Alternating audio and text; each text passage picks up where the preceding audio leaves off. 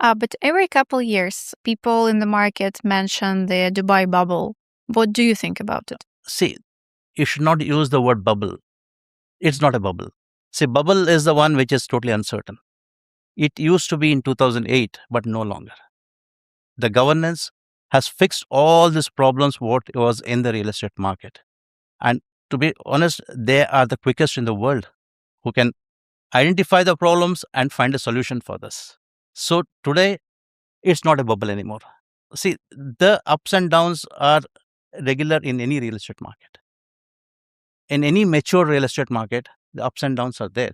So Dubai is going through one of them now. I would never say it's a bubble. So it's sitting on a very strong footing. It's not about, see, now you cannot say Dubai is a real estate hub or UAE is a real estate hub. UAE is diversified it into several other. It's an AI hub, it is an financial hub, it is a health hub, it is an educational hub. So all in all, it is a perfect country and a city. So it's not a bubble. So this will happen. This ups and downs in real estate market is bound to happen, not because maybe of your problem, because of any situation around you. A lot of factors influence it. But when you know that you are in a place, right, you can brace these things. So I would never call it as a bubble. I would not agree to call it as a bubble. Dubai's real estate market is no more a bubble. What trends do you currently see in Dubai real estate market? What's going to happen in 2027, 2028? See, the pre-war scenario is different. It was always on the rise.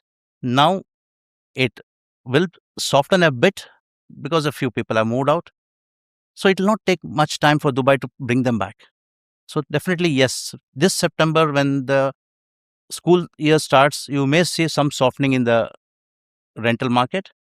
But as it progresses, see, you have seen several ups and downs in the market.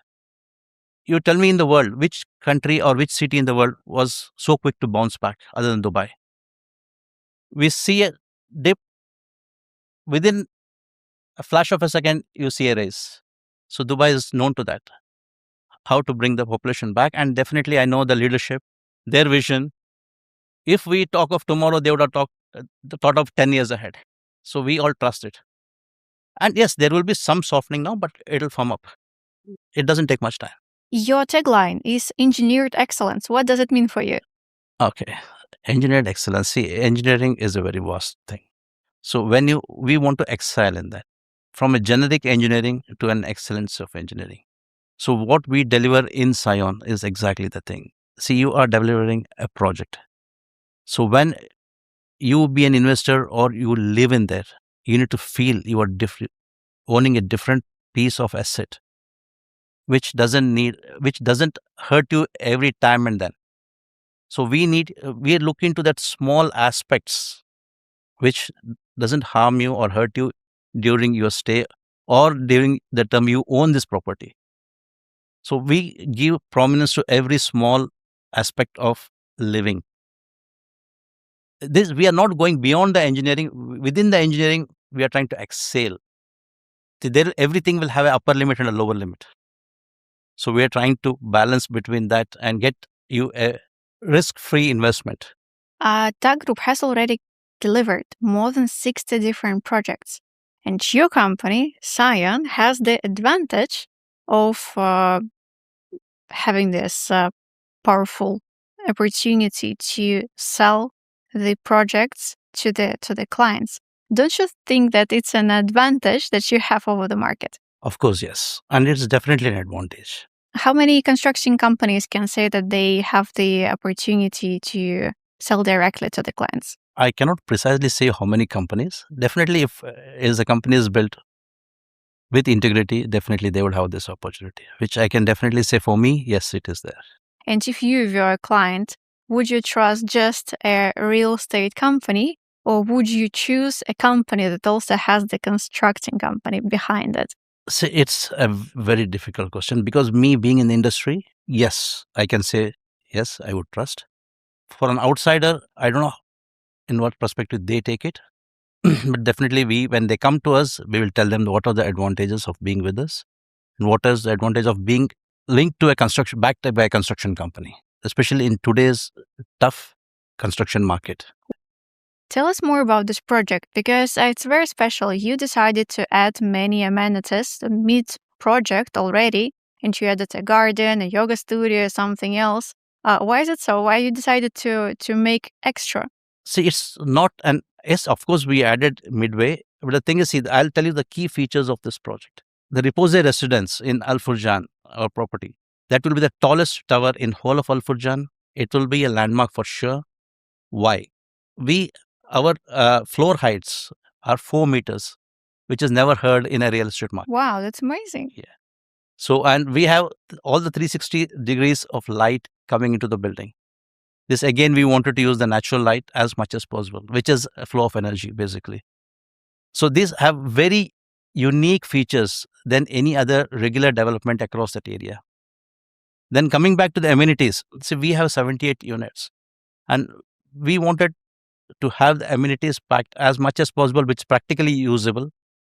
And as we started developing the project midway, we found there are areas where we could pack in more and more amenities, like what we recently introduced. See, initially we had a pool which was around 13, 14 meters. Then we thought, no, it's not good enough for a lap. So when you provide a pool, it should be good enough to have a lap length. So that's why we increased the length of the pool. Then coming to, we wanted some active sports to be in your building. So we bought a pickleball. It's active as well as interactive. So you start mixing with your own people in the building, your neighbors. So you know, come to know each other. Where is an interactive sport? Then we thought of a cricket simulator, which is, we wanted a lot of young kids who want to pursue cricket as a career. So their beginning can happen here. Then they can go into the academies and further. Then we came back to the walking track. This walking track is not for any youngsters. It's only for the elderly population in the building who cannot walk in the treadmill or go in the street for walking. So we created those things. We kept every age group we took every age group into consideration, and we wanted everybody to have their own piece of amenity in the building. So it's all about quality of life that you have. Absolutely. It's a quality of life. At the end of the day, you come home working, you need to have these things in your home. Which activities are your favorites? I work out a lot. So my gym is my favorite place.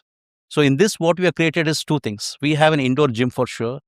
Then if you look at the weather pattern, what is happening in this side, you have 8 months of perfect weather. And only 3 to 4 months we have a harsh summer. So this 8 months we wanted people to take advantage. So we have put an equipped outdoor gym also. So 8 months of good weather in Dubai, they can enjoy outdoor. So we have an indoor gym as well as an outdoor gym. This also would be my favorite place. To enjoy the fresh air. Yeah, fresh air. Amazing, amazing. You often speak about high-performing assets. So is it your vision to create the perfect life, the perfect building, that to make an asset high-performing, it should have a specific level of standard of the comfort life? Of course, yes. See, when you call it as a high performance assets, definitely you need to have that standard of living in there. So what we are using here is including the finishes. Every finish is chosen. We are using every product here is an European product, right from your kitchens, your wardrobes, your doors, all are coming sourced out of Italy. Our sanitary wares are out of Europe. So every part of the finishes is been sourced out from Europe. So why Europe is nothing because the durability, you can trust the durability of the products. That's how we always say this is an high performing asset. So when market is good, everything can be sold. Especially when market becomes tough, only the good has a demand. So this is what we wanted to be distinctive from other properties. When 10 properties are available and the market is tough, people will go for the one which is best. So this is the best. This is the best. Perfect, perfect. I have a tricky question for you. You say that you have the critical transparency and you honor commitment, but you work in construction, and construction may face delays. How you gonna approach this, or what is your way to tackle this problem? Because we being in contracting from 15 years, we have gone through it several times. We know what are the critical points. So we keep ourselves ready for those things. To the extent where we can deliver it unhindered. So because we have gone through these things several times, so we can envisage what could be our hold points. So that's how we brace for those things. We can mitigate lot of things by our previous experience.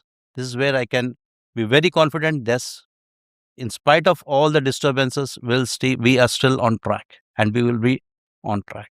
There is a misconception in the market, in the client's mind, that you can trust with no delays only on big constructors such as Amar, Damak.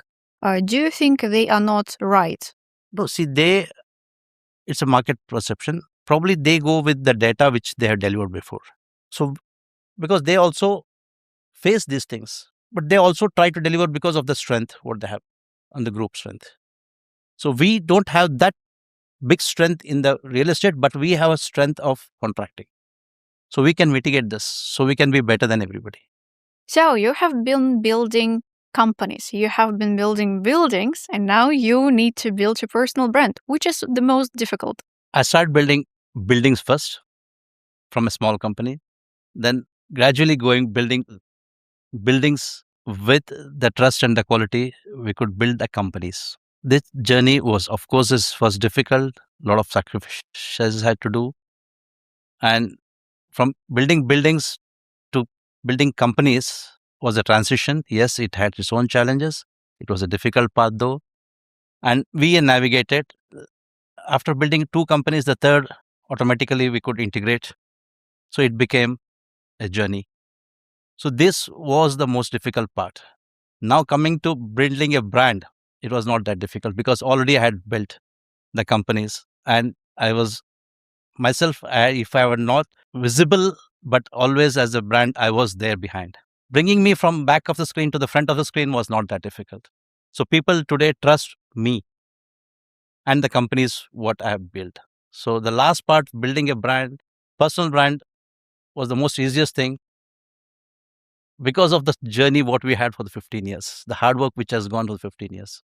So I'm enjoying building a personal brand now, which has come easier than building the companies, because this personal brand has come with all the hard work and sacrifice of building the company. It is easy to build a personal brand when you are doing your job well. See, this personal brand was always getting built on the hindsight of it, which didn't come to the forefront. So now what I had to do is just come for the forefront. That's what I'm doing now. What piece of advice could you give to the young entrepreneurs who are watching this podcast? See, today is so different world. The entrepreneurs have a different mindset, different ideology, and their mind thinking is totally different than what we have come through. So it would be very difficult or wrong for me. See, I would definitely tell from my experience. For the current generation, it may be totally irrelevant. If you look at the current entrepreneurs, I have never seen so many people slogging like us. Who are successful, they didn't take 15 years in the current generation. If you go a back generation like us, we all have come years and years to reach this stage. The young entrepreneurs are overnight, they're becoming entrepreneurs. So a piece of advice from me is only be dedicated, hardworking, and your skill sets are different from mine. So I cannot advise you on that, but hard work, sacrifice always is an ingredient, a crucial ingredient. Without that, things will not happen around you. You cannot sit and think, yes, things will happen automatically. Will never happen.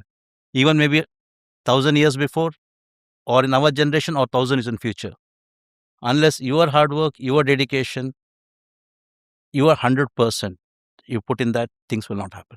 It may happen in a different way in this generation, but these three ingredients will never change. So you have to be committed. This is a piece of advice. You have an amazing family. You have two beautiful sons.